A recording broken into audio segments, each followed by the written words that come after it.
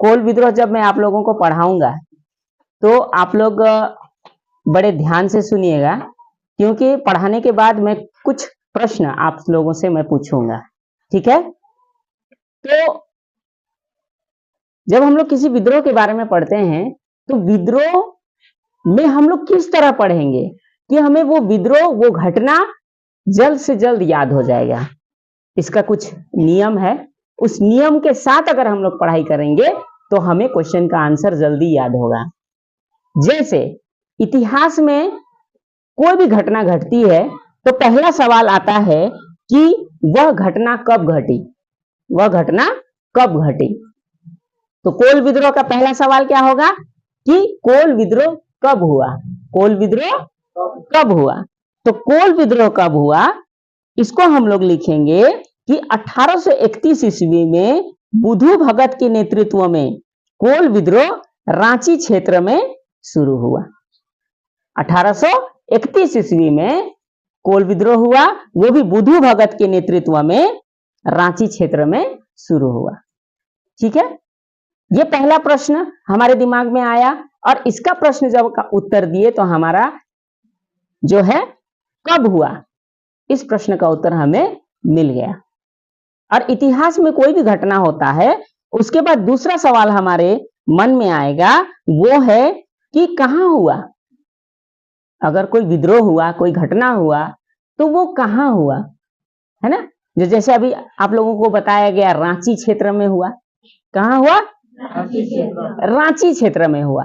लेकिन रांची के किस क्षेत्र में हुआ, तो रांची के किस क्षेत्र में हुआ, तो इसका आंसर होगा ये खास करके झारखंड के सिंहभूम, हजारीबाग, पलामू, मानभूम और बिहार में हुआ, ठीक है।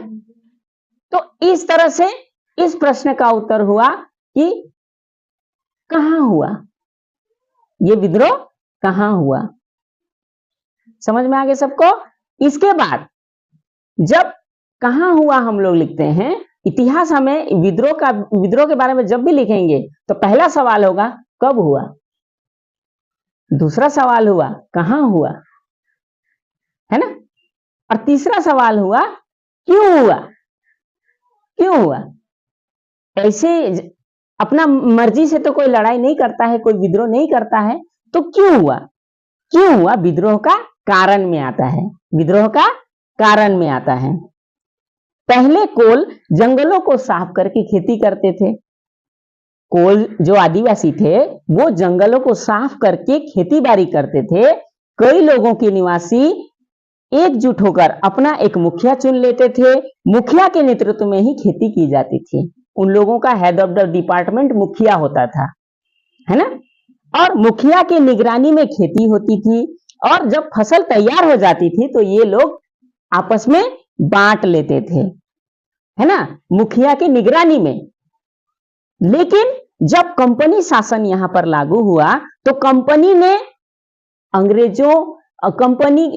जब कंपनी शासन यहां लागू हुआ तो कंपनी के अंग्रेजों ने कोलों के जमीन पर हस्तक्षेप किया और उनके जमीन को छीनकर अधिक लगान वसूल करने का मन बना लिया और कोलों के जमीन को छीनकर जो है सिखों को दे दिया, सिखों और मुस्लिम ठेकेदारों को दे दिया। अब सोचिए कि कोल आदिवासी जंगल को साफ करके, है ना, खेती लायक बनाए थे और उन विचारों के जमीन को कोई सामने वाला छीन कर ले गया तो अच्छा हुआ क्या, बहुत ही खराब हुआ, है ना। उनको तो बहुत दुख लगा, है ना। ऊपर से सिर्फ छीना नहीं, लगान भी लगा दिया, वो भी ज्यादा लगान लगा दिया, अधिक से अधिक लगान लगा दिया, जिससे क्या हुआ कि कोलों को बहुत असुविधा का सामना करना पड़ा। इससे क्रुद्ध होकर जो है उन्होंने कंपनी शासन के विरुद्ध में, है ना, विद्रोह कर दिया। ठीक है। अब हमारा तीसरा सवाल जो था, तीसरा सवाल क्या था, क्यों हुआ, इसका उत्तर भी आप लोगों को मिल गया।